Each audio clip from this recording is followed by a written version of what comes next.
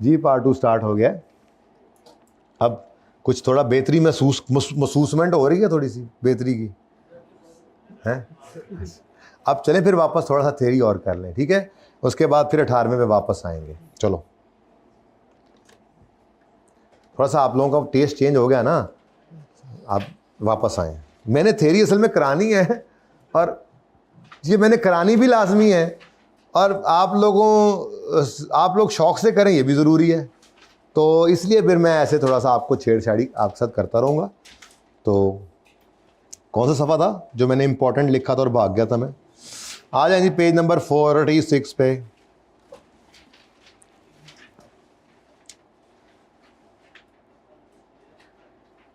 वो भी पढ़ेंगे, पहले ये पढ़ेंगे, ठीक है।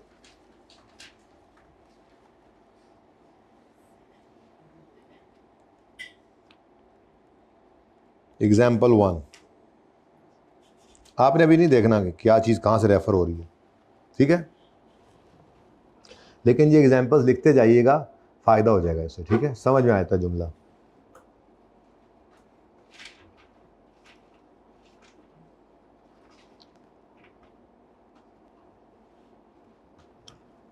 आपकी एक लीज़ है 12 महीनों की, 12 मंथ लीज़ है।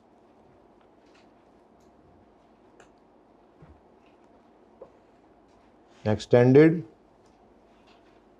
Bye 0 month. तो आपकी लीज टर्म क्या बन गई? 12 मंथ्स। को मसला बोलो, लीज टर्म कितनी है जी? बोलो, 12 मंथ्स।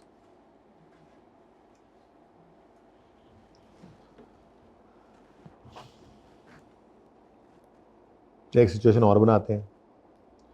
2 मंथ की लीज है,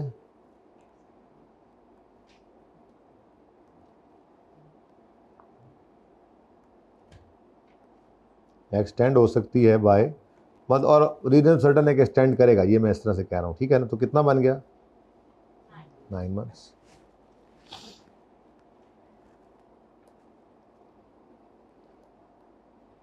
सात माह की लीज है,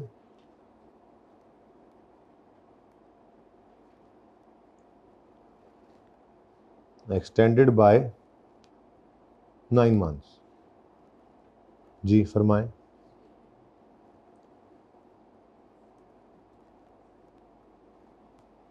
मेरा सवाल नंबर 1, शॉर्ट टर्म लीज है कि नहीं है? अब ये वाला सवाल भी आता है ना जहनों में, चलो इसको बाद में करते हैं।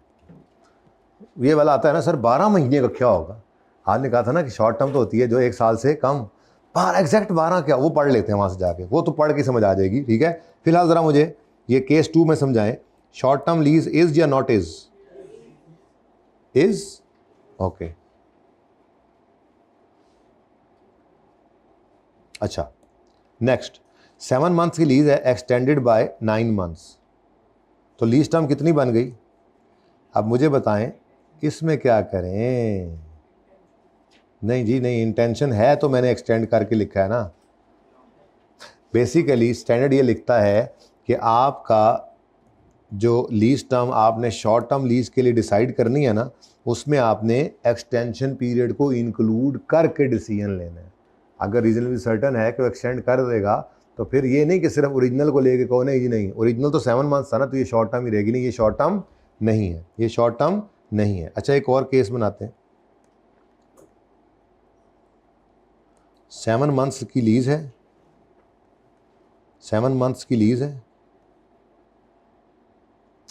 बस 7 मंथ्स की लीज है। लेकिन लिखा हुआ है सवाल के अंदर, यानी कि एग्रीमेंट में लिखा हुआ है कि परचेज ऑप्शन पे करके लेसी एंड पे ले सकता है। अब इसकी लीज टर्म कितनी बन रही है? लीज टर्म कितनी बन रही है? 7 मंथ बन रही है। आपके दिल में क्या आ रहा है? ये शॉर्ट टर्म है। स्टैंडर्ड ने मना कर दिया। स्टैंडर्ड ने कहा शॉर्ट टर्म लीज हो और विद परचेज ऑप्शन हो तो मैं इसको शॉर्ट टर्म लीज यानी कि रिकग्निशन एग्जेम्पशन की तरफ जाने ही नहीं दूंगा। इस पे राइट ऑफ यूज और लीज लायबिलिटी करना ही पड़ेगा, चाहे वो 7 माह की। ठीक हो गया, सही है। ज़रा पढ़ें यहाँ से, शॉर्ट टर्म लीज में पढ़ा रहा था असल में। तो आ लीज दैट, मैंने कहा वो 12 वाला भी यहाँ से पढ़ा के बता दूँ ना, मुझे क्या पता, मैं तो स्टैंडर्ड से पढ़ के बताऊँगा कि 12 महीना शॉर्ट टर्म में है या नहीं। तो a lease that at commencement date has a lease term of 12 months और लेस, यानी कि 12 महीने भी होगी तो वो शॉर्ट टर्म ही है। तो पहले तो इसको लिख लेना जाके, ये शॉर्ट टर्म ही है, ठीक है, सही हो गया। चाहे 7 मंथ, अच्छा चाहे जो है वो 12 मंथ्स भी आ जाए, एग्जैक्ट 12 मंथ्स भी आ जाए, तब भी ये क्या कहलाएगी, तो 12 महीने या उससे कम अरसे वाली लीज को क्या कहते हैं। ठहरो एग्जांपल्स, एक ही बात तस्वीरें खींच लेना, यहाँ पे इकट्ठी कर दूंगा, 4-5 एग्जांपल्स होंगे, फिर एक ही पिक्चर ले लेना, साथ साथ लेनी है तो भी ले लें, कोई मसला नहीं है, ले। अच्छा आप इधर से पढ़ो, a lease that at commencement date, start में खड़े होकर, हैज़ वैसे मैं कोशिश करूंगा ये मैं इंटरेस्टिंग तरीके से पढ़ाऊंगा, आपको मज़ा, आपको समझ नहीं लगेगा थेरी है, लेकिन फिर भी है तो थेरी ना। A lease that at commencement date has a lease term of 12 months और लेस इंक्लूडिंग एक्सटेंशन पीरियड, ठीक है, इसको क्या कहते हैं जी, शॉर्ट टर्म लीज। क्या कहते हैं जी इसको, अ lease that contains purchase option is not a short term lease even if it is 12 months और लेस। तो मैं इसके साथ अब क्या लिख लूँ जी, एग्जाम्पल नंबर 1। अगर पॉइंट 1 आपने देखना है तो एग्जाम्पल नंबर 1 से जाकर देखें, ठीक हो गया, सही है। चलूँ आगे, ये एग्जाम्पल 1,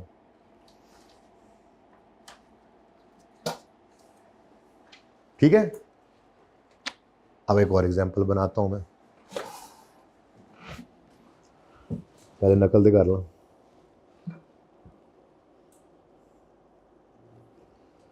अच्छा जी, एग्जाम्पल 2 है,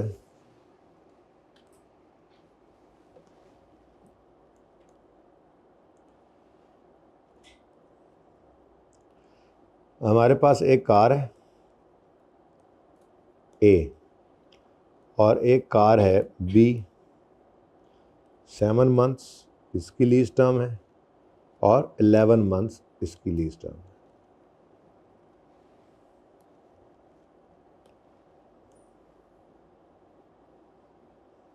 ठीक है जी। अगली बात, ऐसे ही मेरे पास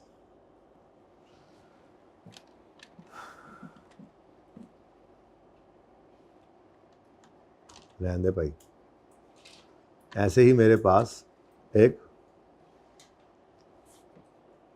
प्लांट्स भी हैं, कुछ मैंने लीज पे लिए हुए, एक प्लांट 1 है, इसकी लीज टर्म जो है वो 8 मंथ्स है, डिफरेंट, ठीक है, 8 मंथ्स। और प्लांट 2 है, इसकी लीज टर्म कर लें 10 मंथ्स।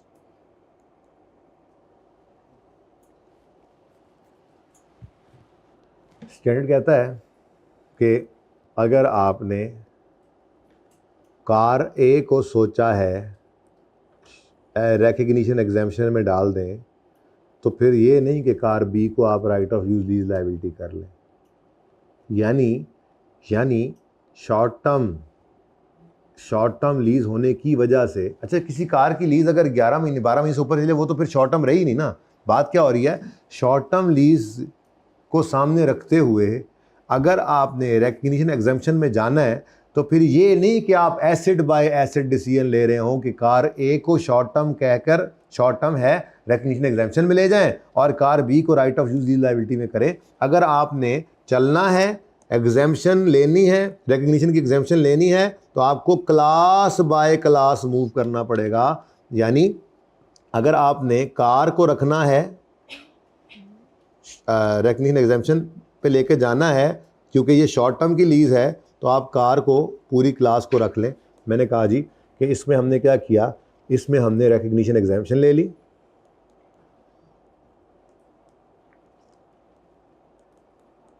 रिकग्निशन एग्जाम्पशन यानी कि सिंपलीफाइड अप्रोच,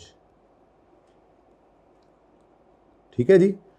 और अच्छा, अब जब आपने कार को रिकग्निशन एग्जाम्पशन में डाल दिया, यानी सिंप्लीफाइड अप्रोच में ले गए हो, तो अब कोई ज़बरदस्ती नहीं कर सकता आपसे कि आप प्लांट को भी रिकग्निशन एग्जाम्पशन में लेकर जाओ। प्लांट को आप नॉर्मल भी रख सकते हो। नॉर्मल यानी कि right of use and normal accounting कर लो इसकी, यानी right of use and lease liability. तो इसकी आपको इजाज़त है। ये क्या है जी? अलाउड है कि आप एक क्लास पूरी को आप रिकग्निशन एग्जाम्पशन में ले जाएं, दूसरी क्लास पूरी को आप नॉर्मल में रखें। तो ये क्या है? IFRS 16 के तहत ये अलाउड है। ओके, बात समझ आई? यानी कि रिकग्निशन एग्जाम्पशन जो है वो क्लास बाय क्लास अप्लाई होगी। ठीक है, ये नहीं करना आपने इधर से कार A को रिकग्निशन एग्जाम्पशन में डाल देते हैं और प्लांट 2 को डाल देते हैं। नहीं नहीं नहीं, पूरी एक क्लास को या तो रिकग्निशन एग्जाम्पशन में ले जाएं अगर शॉर्ट टर्म में है उनकी लीज, या उस पूरी क्लास को नॉर्मल में रखें। क्लास बाय क्लास डिसीजन होगा। The choice of applying simplified approach must be made by class of underlying asset. अच्छा जी, अब शॉर्ट टर्म लीज है तो उसकी अकाउंटिंग ट्रीटमेंट क्या सीखी हुई है जी आपने? Lessee would record lease installment either as an expense on straight line basis over the period of lease or may expense using another systematic basis। तो वो शॉर्ट टर्म के अंदर भी ये काम कर सकते हैं, या स्ट्रेट लाइन के ऊपर ही इसको एक्सपेंस बना लें, या कोई और बेसिस अगर अच्छी लगे तो उस बेस पे भी कर सकते हैं। ठीक है, सही है। लेकिन बहरहाल नॉर्मली ये उसी हिसाब से हो ही जाता है। 6 महीने के अंदर ही सारा कुछ ही हो जाना है, उसी साल के अंदर अंदर ही हो जाता है। ठीक है, चलिए आगे एक और एग्जाम्पल अब ज़रा पढ़ते हैं, देखते हैं।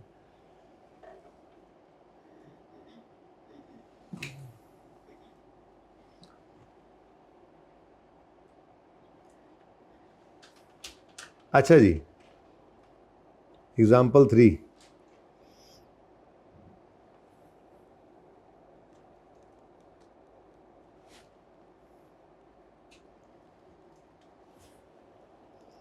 आपके पास एक टैबलेट है या लैपटॉप है, जो भी कह लें। ठीक है, ये आपने 3 लाख रुपए का लिया है। डिसीजन ये लेना है, अब ख़त्म होगी शॉर्ट टर्म की कहानी। अब मैं लो वैल्यू एसेट की बात पे आ गया हूँ। ठीक है, 3 लाख रुपए इसकी कॉस्ट है। एक कटिंग मशीन है, आपकी इसी फैक्ट्री में लगी हुई एक कटिंग मशीन है, वो 30 मिलियन की है। और आपकी इसी फैक्ट्री के अंदर एक स्प्रे मशीन लगी हुई है, वो है सिर्फ 60,000 की। अब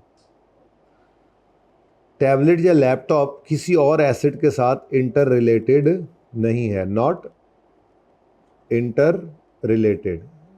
किसी और एसेट के साथ ये टैबलेट या लैपटॉप जो भी चीज़ है ये इंटर रिलेटेड नहीं है, यानी कि ये अलग इस्तेमाल हो रहा है। ये नहीं है कि अगर ये इस्तेमाल छोड़ दें, इसका इस्तेमाल करना छोड़ दें तो आपकी कोई कटिंग मशीन चलना बंद हो जाएगी। उसके अंदर ये भी रिलेट हुआ पड़ा है। लेकिन स्प्रे मशीन जो है वो इंटर रिलेटेड है। ठीक है, तो फिर आपका लैपटॉप या पीसी जो है वो लो वैल्यू एसेट होगा। हालांकि ये भी लो वैल्यू नज़र आ रहा है आपको, नज़र तो आ रहा है ना, लो वैल्यू है 60,000, सिर्फ 60,000। क्योंकि मैंने अभी लो वैल्यू की ना डेफिनेशन पढ़ानी है, बल्कि पहले मुझे वो पढ़ानी चाहिए थी। चलो खैर, अब ये एग्जांपल देख ही लें। ठीक है, कि आपका सिर्फ 60,000 की एक मशीन है। ठीक है, तो आप उसको लो वैल्यू कह देते, बिल्कुल कहने लगे थे आप, वो तो 3 लाख से भी छोटी है, जो 3 लाख का लैपटॉप आपके सामने आ रहा है। लेकिन आप इसको लो वैल्यू नहीं कह सकेंगे क्योंकि ये इंटर रिलेटेड है आपके प्रोडक्शन प्रोसेस में। यानी कि स्प्रे करते हैं तो प्रोडक्ट फिनिश होती है, कटिंग मशीन से निकल कर चीज़ें आके फिनिश होकर, फिनिशिंग से निकल कर स्प्रे डिपार्टमेंट में आएंगी। स्प्रे मशीन तो वो एक बंदा हाथ में लेके वो गन खड़ा हुआ है, वो कितनी को महंगी वो मशीन होगी। लेकिन चूंकि वो प्रोडक्शन के प्रोसेस के अंदर इंटर रिलेटेड है, तो ये बेशक आपको नज़र आने में बहुत सस्ती लग रही हो, इसको आप कभी भी लो वैल्यू नहीं कह सकते। कटिंग मशीन तो वैसे ही लो वैल्यू नहीं है, 30 मिलियन की हमने मशीन ली है। ठीक है, तो ये बेसिकली एक्सरसाइज 3 जो है, एग्जाम्पल 3 एक्सरसाइज 3, ये बेसिकली मैंने आपके लिए, पढ़ो जरा, an asset can be low value if lessee can obtain benefit from use of asset with its own resources available to lessee and underlying asset is not highly dependent और highly interrelated with other assets. ये इसके लिए मैंने basically पढ़ाया था कि जो B part है। तो मैं इसको पूरे के साथ ही एग्जाम्पल 3 लिख देता हूँ, क्योंकि मैंने आपको ज़बानी कलामी क्या बताया था कि लो वैल्यू एसेट एक ऐसा एसेट है जो कंपनी अपने रिसोर्सेज से, अपने फंड से ख़रीद सकती थी, स्टिल लीज में गई। यहाँ वही लिखा हुआ स्टैंडर्ड में, an asset can be of low value if lessee can obtain benefit from use of asset with own resources available to lessee, means can be purchase by lessee itself. तो एक तो ये शर्त पूरी हो कि ये अपने पैसों से ख़रीद सकता था, इसके लिए ये कोई इतनी वैल्यू नहीं रखता था, और दूसरी चीज़ कि ये अंडरलाइंग एसेट, यानी जिस एसेट की बात हो रही है, ये नॉट हाईली इंडिपेंडेंट या हाईली इंटरलेटेड अदर एसेट्स है। तो ये दोनों शर्तें जब पूरी हो जाएंगी तो फिर ये क्या कहलाएगा जी, आपका लो वैल्यू एसेट। ठीक है, सही हो गया। चलें आगे। अच्छा जी, एक और एग्जांपल देखते हैं अब।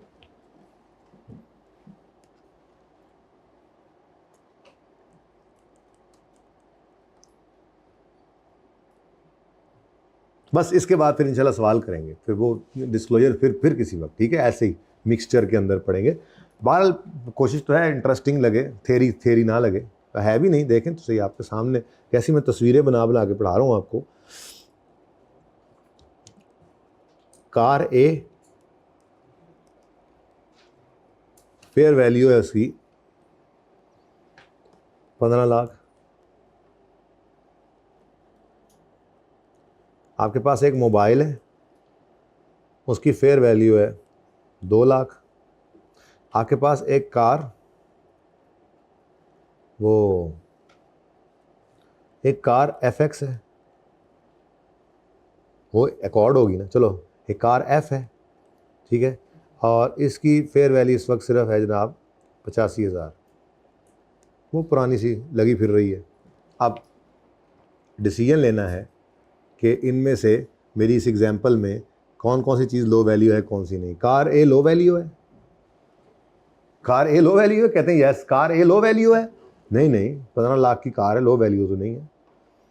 मोबाइल 2 लाख का, बिल्कुल लो वैल्यू ही होता है, ये तो एग्जांपल्स में लिखा हुआ है। ठीक है, आप ये ना कहना आपके लिए लो वैल्यू नहीं होगा, हमारे लिए होगा। मैं तो इसलिए कहा है कि स्टैंडर्ड ने इसीलिए लो वैल्यू की डेफिनेशन क्या लिखी है कि पढ़ो ज़रा क्या डेफिनेशन लिखी है उन्होंने। N asset can be low value if the Lesi can obtain. अब लेसी कौन है ये देखना पड़ेगा, ये अलग बात है, ठीक है। लेकिन साथ ही मैंने आपको कहा था कि एग्जांपल्स आई के अपनी किताब में दे दी। स्टैंडर्ड ने कुछ एग्जांपल्स दी हुई हैं। पहले स्टैंडर्ड ने ना क्वांटिफाई किया था इसको, जब नया स्टैंडर्ड आया था ना, ड्राफ्ट में था, तो उसमें कुछ डॉलर्स, पता नहीं कितने डॉलर्स उन्होंने कहा था कि इससे वैल्यू नीचे होगी तो ये लो वैल्यू होगा ऊपर, फिर उन्होंने उसको हटा दिया था। तो वो जजमेंट के ऊपर छोड़ा है, ठीक है। उन्होंने क्या कहा, लेसी अगर अपने रिसोर्सेज से इसको खरीद सकता है तो ये इसके लिए लो वैल्यू, लेकिन उसके लिए दूसरी शर्त क्या है, वो इंटरडिपेंडेंट ना हो, किसी दूसरे एसेट के साथ इंटर रिलेटेड ना हो, ठीक है। अब उसमें ना आपके लिए मैंने कहा था कि आपको ये एग्जांपल स्टैंडर्ड ने दी हुई है जो आई के अपनी किताब में, उससे बाहर वो जाता ही नहीं है कि लो वैल्यू एसेट इंक्लूड इनमें शामिल हैं telephone systems, tablets, personal computer, small items of office furniture, IT equipment such as laptops, ठीक है। तो व्हीकल्स आर नॉट ये तो मैंने पढ़ाना था। तो ये कुछ एग्जांपल्स लिखी हुई हैं। तो ये टैबलेट्स, मोबाइल, PC, ये चीज़ें जो हैं ये क्या हैं, ये नॉर्मली फर्नीचर के आइटम्स, ये नॉर्मली क्या है आपकी इस कैटेगरी में फॉल कर जाएंगे, ठीक है। अच्छा खैर, पहले ही पढ़ लिया अब, चलो खैर। तो ये तो लो वैल्यू है ही, mobile. Car F low value लग रही है ना, बोलो। लेकिन मसला ये है कि आपने कभी भी करंट हालत की फेयर वैल्यू को सामने रखते हुए डिसाइड नहीं करना कि एसेट लो वैल्यू या नहीं। आप मुझे ये बताओ, जिस ज़माने में ये FX आई होगी, नई गाड़ी जब आई होगी तब तो बहुत महंगी हुई है, यूँ कह लें नई गाड़ी इससे महंगी ही होगी। अगर आज भी FX हो तो नई गाड़ी इससे महंगी ही होगी। तो बस वो अभी पढ़ाता हूँ वहाँ से जाकर। वैसे तो उसने बाकायदा लिख दी ये बात कि भाई गाड़ी लो वैल्यू नहीं होती, ठीक है, गाड़ी लो वैल्यू एसेट ही नहीं है। तो नई गाड़ी इससे महंगी ही होगी।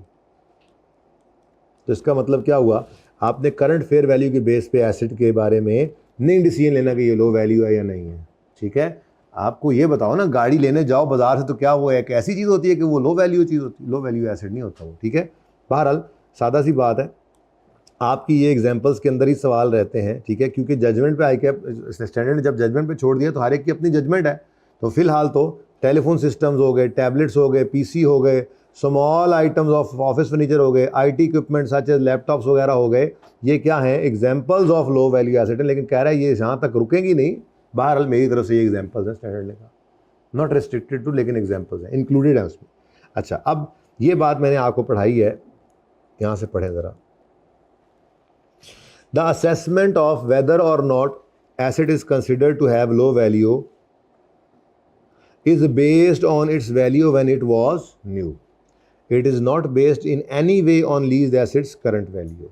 तो लो वैल्यू की डिसीजन लेना है तो उसकी करंट वैल्यू की बेस पर नहीं ले लेना कि आज उसकी फेयर वैल्यू ये है, बल्कि उसको इस बेस पर वैल्यू करना है कि जब वो न्यू था तो कैसा था, क्या वो लो वैल्यू चीज़ होती है, क्या एफेक्ट्स ठीक है आपको जी आज से 30 साल पहले वो तो बहुत सस्ती थी, पर उस वक्त के हिसाब से क्या वो सस्ती थी? नहीं ना बेटा। तो जो चीज़ एसेट जब वो न्यू होता है तो क्या वो सस्ता होता है? लो वैल्यू कहला रहा है, वो उसकी बेस पर अगर सस्ता नहीं है तो आज की फेयर वैल्यू की बेस पर उसको सस्ता नहीं कह देना, ठीक है जी। और एग्जाम्पल नंबर 5 देखें जी, पढ़ आया हूँ मैं वहाँ से, क्या कह रहा है वो। वैसे तो बहुत आसान बातें हैं ना, और आसान हो गई हैं अब तो। तस्वीर आप, मैं ये इस तरह से बना रहा हूँ कि आप एंड पे ऐसे इकट्ठी तस्वीर खींच लेंगे, ठीक है, ओके जी। एग्जाम्पल 5 है, मिसाल के तौर पे बात चली है तो कंप्यूटर्स की दूर तक चली जाएगी फिर, है। तो कंप्यूटर्स में आपके कंप्यूटर्स हैं, ये एस डाला है मैंने, कंप्यूटर्स, कंप्यूटर्स। कंप्यूटर्स में एक आपका पीसी है 50,000 का, ठीक है जी, और एक आपका सुपर कंप्यूटर है और ये 15 लाख का है, मतलब सर्वर टाइप जैसे को होते हैं एसेट्स, ठीक है। अब मुझे बताओ, लो वैल्यू एसेट का डिसीजन लेने के लिए क्या मैं ये वाली बात ही पकड़ लूँ इसकी कि ये जो कह रहा था कि पर्सनल कंप्यूटर्स में कंप्यूटर्स का लफ्ज़ आ गया तो चलो ठीक है ये लो वैल्यू कर दें? नहीं, आपने लो वैल्यू एसेट में क्लास वाइज नहीं चलना, ठीक है। यहाँ पे आपने शॉर्ट टर्म के अंदर क्या किया था, क्लास वाइज चले थे, क्लास बाय क्लास डिसीजन है। लेकिन यहाँ पर asset bye asset, asset bye asset, ठीक है। तो पीसी आपका जो 50,000 वाला है वो लो वैल्यू एसेट है, जबकि सुपर कंप्यूटर लो वैल्यू एसेट नहीं, ठीक है जी। तो पढ़ें ज़रा वो अगला पॉइंट जिसके लिए आपको लगता है मैंने ये एग्जाम्पल कराई है, उसका साथ एग्जाम्पल 5 लिखें। Low value asset is decided on lease by lease basis rather than class of asset. Computer की बेस से ना कह देना कंप्यूटर तो होते ही लो वैल्यू है, भाईजान सुपर कंप्यूटर पड़ा हुआ है, कमरे जितना सर्वर है, वो आप कैसे कह रहे हैं लो वैल्यू है? वो 15 लाख का नहीं, वो 15 करोड़ का भी आ सकता है, बड़े बड़े महंगे सुपर कंप्यूटर होते हैं, ठीक है। तो आपने एसिड बाय एसिड डिसाइड करना है कि एसिड लो वैल्यू है या नहीं है, ठीक है जी। अच्छा जी,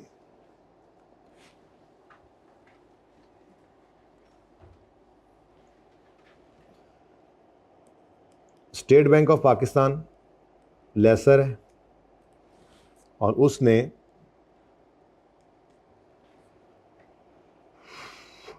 एमसीबी को लीज पर मोबाइल दे दिए, लीज पर मोबाइल लेकर दे दिए। एमसीबी ने आगे पैकेजेस लिमिटेड को उनके एम्प्लॉयज़ के लिए ये लीज कर दिए। अब एक लीज अरेंजमेंट आपका ये है स्टेट बैंक और एमसीबी के दरमियान, और एक लीज एग्रीमेंट सेम एसेट ही हैं, वही मोबाइल्स हैं, इन दोनों के दरमियान है। तो इसको कहा जाता है अकाउंटिंग की ज़बान में हेड लीज, और इसको कहा जाता है जी अकाउंटिंग की ज़बान में सब लीज, ठीक है जी। अब जो हेड लीज है ना, हेड लीज, इसके बारे में स्टैंडर्ड ये कहता है कि जो हेड लीज है, चाहे ये लो वैल्यू एसेट की भी है, आप इसको रिकग्निशन एग्जेम्पशन में लेकर जा ही नहीं सकते। ठीक है, हेड लीज यानी कि स्टेट बैंक ऑफ पाकिस्तान अगर लेसर है, बल्कि लेसी की बात करें, एमसीबी अगर लेसी है, लेसी की बात हो रही है ना, सॉरी, ये तो लो वैल्यू शॉर्ट टर्म तो लेसी पे लगते हैं ना, तो एमसीबी के बारे में कह रहे हैं कि जो एमसीबी है ये चाहे मोबाइल्स भी लीज पर लेकर इसने आगे दिए हैं, क्योंकि लीज पर देकर आगे लीज पर दे दिए हैं, वैसे नहीं उसको प्रोवाइड कर दिए अपने एम्प्लॉयज को, आगे उनको भी लीज पर दे दिए हैं, तो उसने लीज वाले एसेट को आगे सब लीज कर दिया है। तो एमसीबी इन मोबाइल्स वाली लीज को लेके ही नहीं जा सकता रिकग्निशन एग्जेम्पशन के अंदर, यानी कि वो कहता है ये लो वैल्यू नहीं है, सादा बात है, लो वैल्यू नहीं है तो रिकग्निशन एग्जेम्पशन नहीं है। ठीक है, तो हेड लीज जो है ये कभी भी नहीं हो सकेगी आपकी, तो not a low value asset lease. ठीक है जी। हाँ, सब लीज बेशक फिर वो सब लीज आगे जो है वो पैकेजेस को कर रहे हैं, तो पैकेजेस वाले जो हैं वो अपने हिसाब से सोचेंगे, पैकेजेस वाले कह सकते हैं, हो सकता है उनकी शॉर्ट टर्म वो एग्जाम्पशन में चले भी जाएं तो कोई मसला नहीं है, वो पैकेजेस की बात नहीं हो रही इस वक्त। बात किसकी हो रही है? हेड लीज की बात किसकी हो रही है जी? अच्छा, बात इतनी है या और भी है?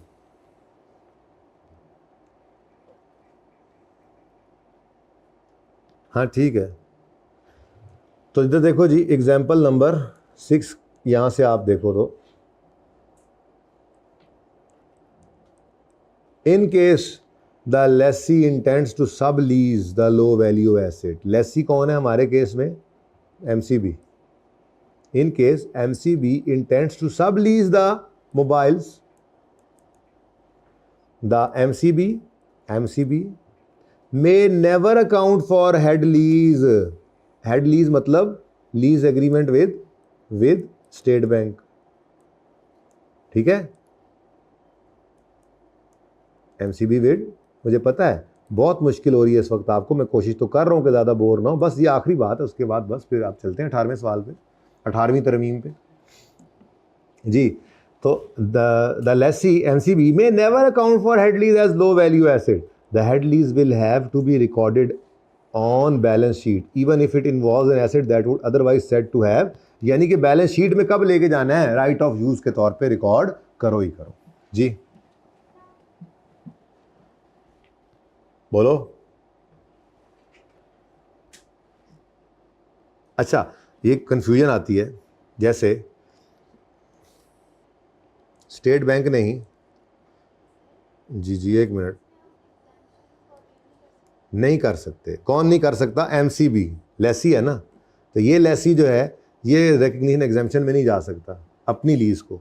हाँ, आगे जो इसने लीज पर दिया हुआ है वो तो फिर ये लेसर बन जाएगा, तो इसके पास तो ये सवाल ही नहीं है। फिर ये वाला सवाल अगला करेगा पैकेजेस जाकर, तो पैकेजेस बेशक करे वहाँ पे एग्जेम्पशन की बात। हेड लीज के बारे में अभी पढ़ाता हूँ मैं एक और बात भी ज़रा कर लूँ, जो कन्फ्यूजन एक आ रहा है कि स्टेट बैंक ने लीज़ पर एसेट्स, लीज़ पर मोबाइल्स दिए हैं। ठीक है, ये मोबाइल्स जो हैं, मैं यहाँ लिख दूँ, ये मोबाइल्स हैं ये, ठीक है, ये मोबाइल्स ही आगे फिर सब लीज़, मोबाइल्स आगे सब लीज़ हो गए। तो मोबाइल्स जो हैं वो स्टेट बैंक ने डॉलेंस लिया तो बात बनी, डॉलेंस को ये लीज़ पर दे दिए, और डॉलेंस ने आगे लीज पर नहीं दिए बल्कि आगे उन्होंने अपने एम्प्लॉयज़ को यूज़ करने के लिए पकड़ा दिए। तो ये तो डॉलेंस के अपने यूज़ में आ गए ना, यही तो यूज़ होता है, ये बिजनेस यूज़ ही तो है। एम्प्लॉयज़ को उन्होंने मोबाइल दे दिए, company maintained mobile company maintained car जैसे होती है, कार होती है मिसाल के तौर पर, ये कार्स हैं, चलो ये कार्स हैं मिसाल के तौर पर, चलो मोबाइल रखते हैं, सेम टू सेम रहे। ठीक है, तो अगर मोबाइल है, स्टेट बैंक ने डॉलेंस को दिया, तो डॉलेंस कौन है? लेसी, लेकिन आगे इसने सब लीज नहीं किया, तो फिर ये मोबाइल वाली हेड लीज जो है इसमें कोई मसला नहीं है। इसको आप it can be a low value asset lease, क्योंकि इसमें तो फिर ऑप्शन है ना, आप चाहो, ऑप्शन था ना, आप चाहो तो एग्जेम्पशन लो, चाहो तो ना लो। ठीक है, तो ये तो यहाँ पर तो ऑप्शन आ जाता है, लेकिन उससे ऊपर तो वो सब लीज, अगर लो वैल्यू को सब लीज कर दें तो लेसी साहब ये एग्जेम्पशन वाला ऑप्शन उनको मिल ही नहीं सकता। कब नहीं मिल सकता? जब हेड लीज लो वैल्यू एसेट की आगे सब लीज कर दें, तो जब सब लीज हो जाए तो फिर हेड लीज को लो वैल्यू एसेट नहीं कह सकते। ठीक है, ये आपकी एग्जांपल नंबर 5 होगी, ज़रा पढ़ लें। सॉरी, एग्जांपल नंबर 6 है। ये यहाँ से शुरू हुई है, पता ही नहीं लग रहा कि शुरू हो गई है। हद हो गई यार। और ठहर जा फोटोग्राफर, ठहर जा, खिंचवाता हूँ तुझे जी, तुम लोगों के लिए बनाया सारा, सब कुछ तुम लोगों के लिए कर रहा हूँ। एग्जाम्पल नंबर 6, बस 18वां सवाल अब शुरू होने ही वाला है। असल में आज मेरा दिल नहीं कर रहा था पढ़ने आपके रिजल्ट की वजह से। अब पढ़ो इधर।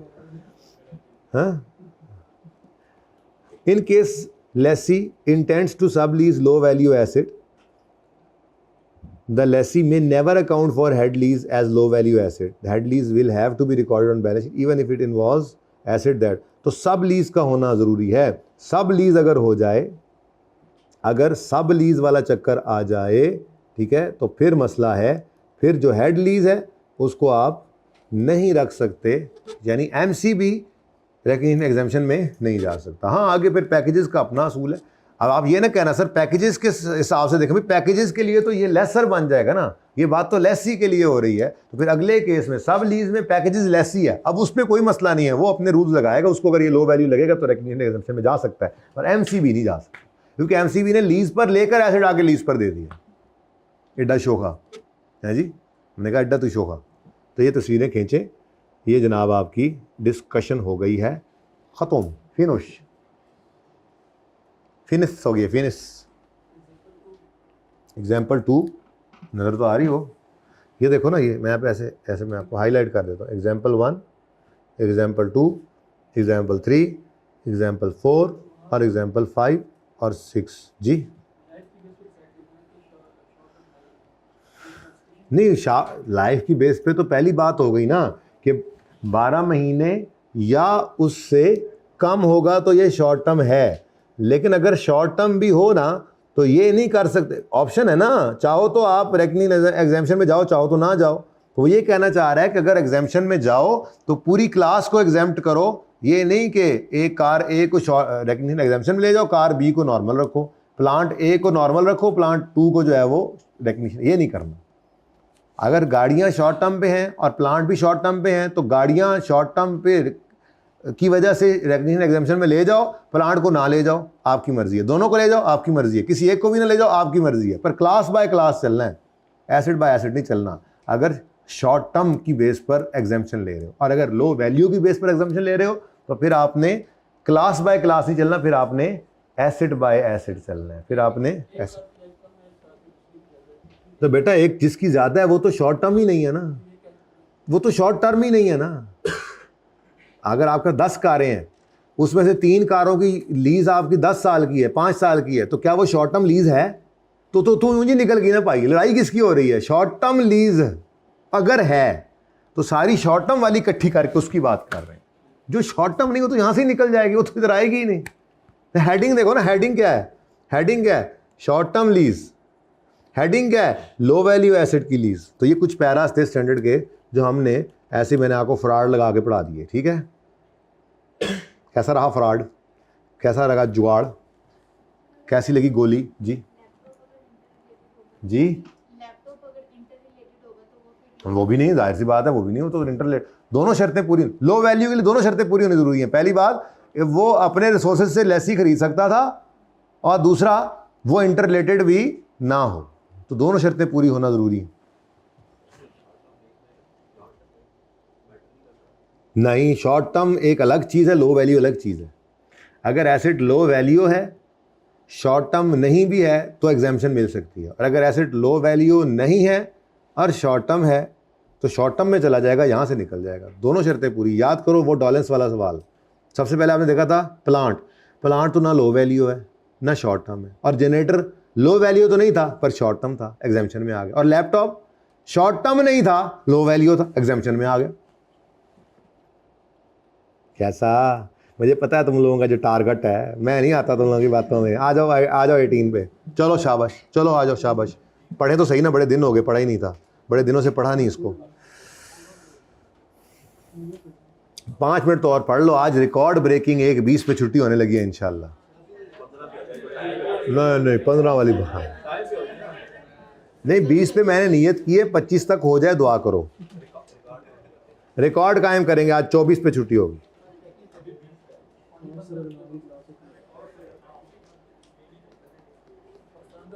सर ने हफ्ते वाले दिन पता है एक्स्ट्रा क्लास रखी थी, सर अदनान ने, हम सायों ने एक्स्ट्रा क्लासें पढ़ के पता नहीं वो क्या कर दिया। तुम लोग ना पढ़ना निकम्मों ने खटुओ हैं। तो देख लो कितना पढ़ते हैं, तो हम लोग पहले पढ़ते नहीं हैं। नहीं हम एंड पर ही पढ़ेंगे, हम बस साथ साथ ही पढ़ रहे हैं। रिजल्ट के बाद 18वें के अलावा कुछ करना है ना, 18वां तो अभी पहले कर लें रिजल्ट से। 10 मिनट दुआ कर लें बेटा, सारी रात दुआ करनी पड़ेगी तुम्हें, जो तुमने पेपर दिए हैं आज की भी कल की भी, शब दरमियान रब मेहरबान है, दुआ करना।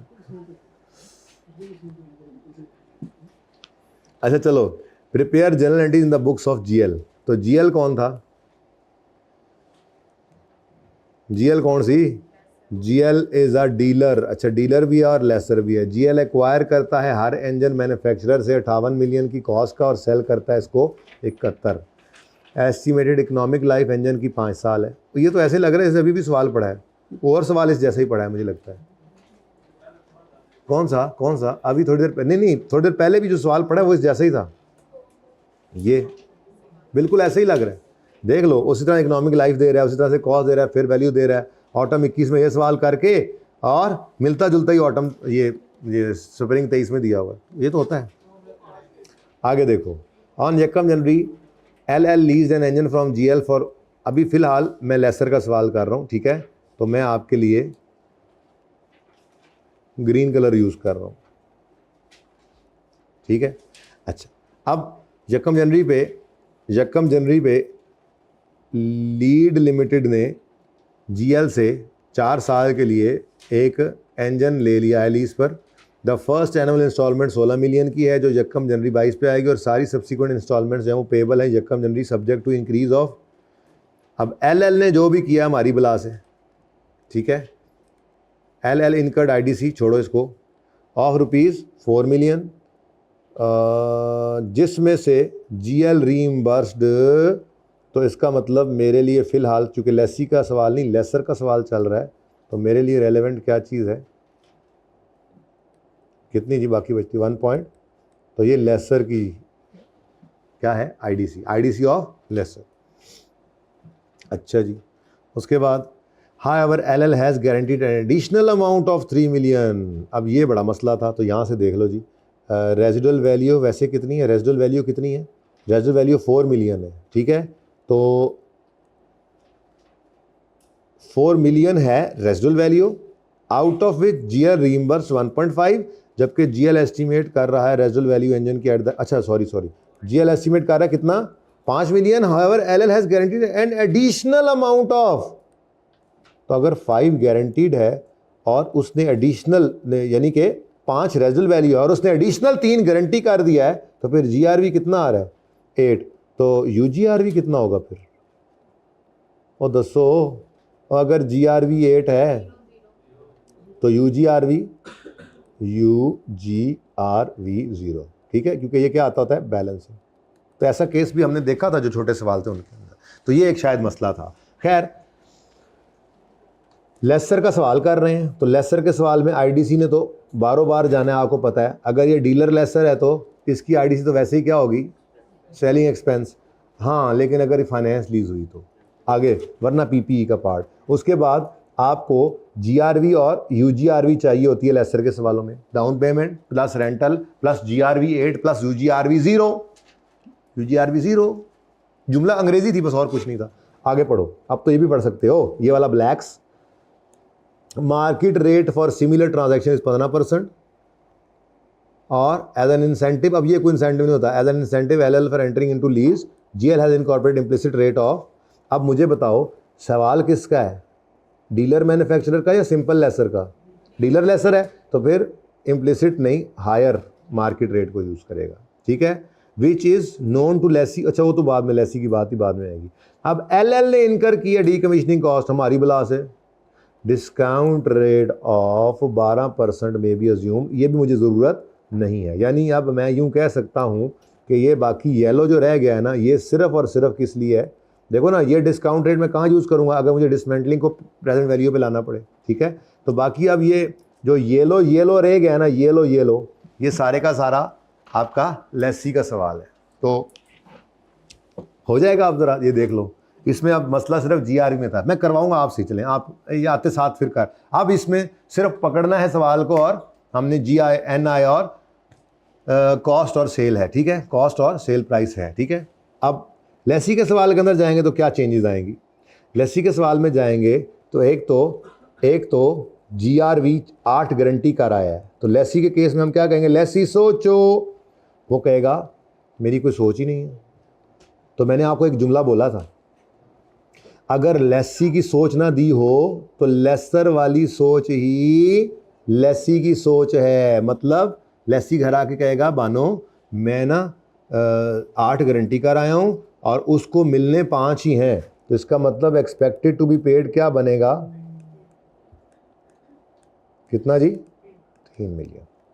तो लेसी के सवाल के अंदर GRV कितनी होगी, 3 मिलियन, ठीक है जी। ये लेसी के लिए, और तो कुछ भी नहीं है। लेसी की IDC है 2.5, लेसी ने डीकमीशनिंग कॉस्ट इनकर की, उसकी प्रेजेंट वैल्यू निकालेंगे। ये उस वक्त इसलिए छोड़ दिया था क्योंकि ये पॉइंट पड़ा हुआ था, ठीक है।